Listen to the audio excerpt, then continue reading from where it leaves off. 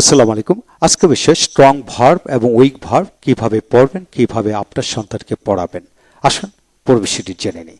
আজকের এই ভিডিও লেকচারটি খান মেথডে complete book of tense and auxiliary verb এই বই থেকে নেওয়া হলো। আপনি যদি ইংরেজিতে কথা বলা শিখতে চান, আপনাকে টেন্স প্রথম জানতে হবে, তারপর অক্সিলারি ভার্ব পরিপূর্ণভাবে জানতে হবে, তারপর দ্বিতীয় নম্বরে আপনাকে স্ট্রং ভার্ব এবং উইক ভার্ব ভালো করে জানতে হবে। তো ইতিমধ্যে আমরা 10টি ভিডিও লেকচার দিয়েছি।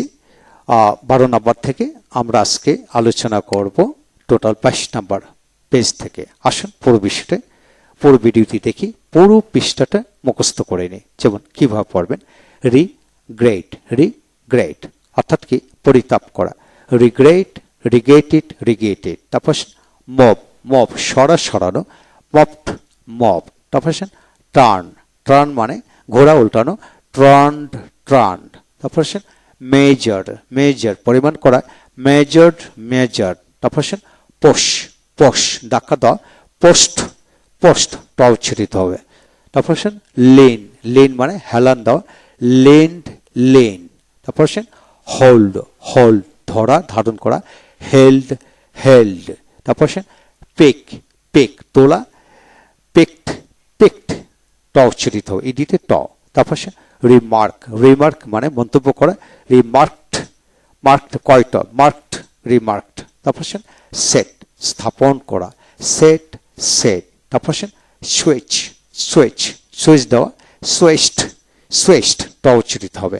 তারপর বিহেভ আচরণ করা, বিহেভ। তারপর টেস্ট দুটা টিতে একটা টি উচ্চারিত হবে, টেস্ট সত্যায়িত করা, অ্যাটেস্টেড।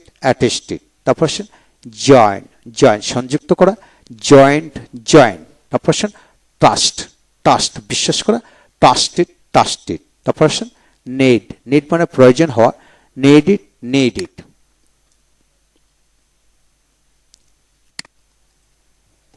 তারপর ব্লেন্ড মানে মেশানো, ব্লেন্ডেড। তারপর টেস্ট স্বাদ গ্রহণ করা, টেস্টেড। তারপর এডিট সম্পাদন করা, এডিটেড। তারপর টেস্ট পরীক্ষা করা, টেস্টেড। তারপর রাব মাজা, রাফট।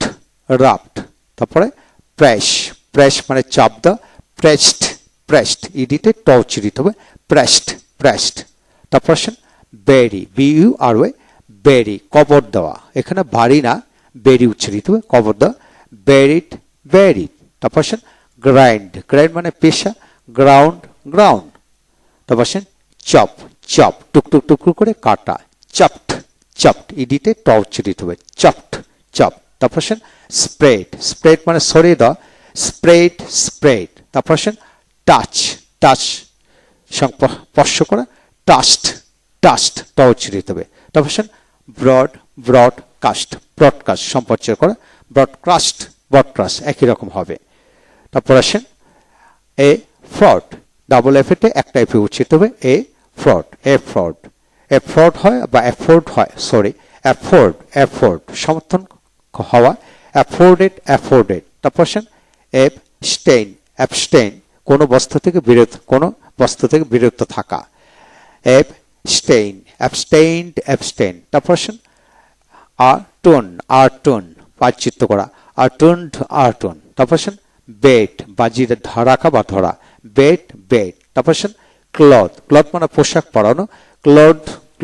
তারপর বিকাম মানে হওয়া, বিকেম।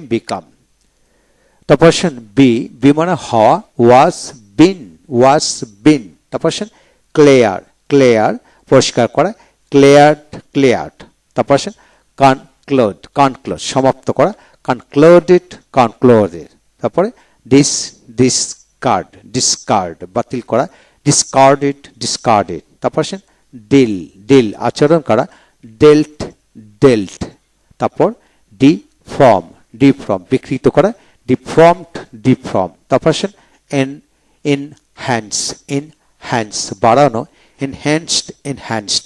এ হলো আজকের বিষয়।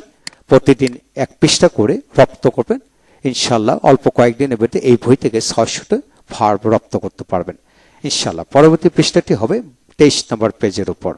তাই পরবর্তী ভিডিওটি দেখুন, ইনশাল্লাহ এগিয়ে যাবেন।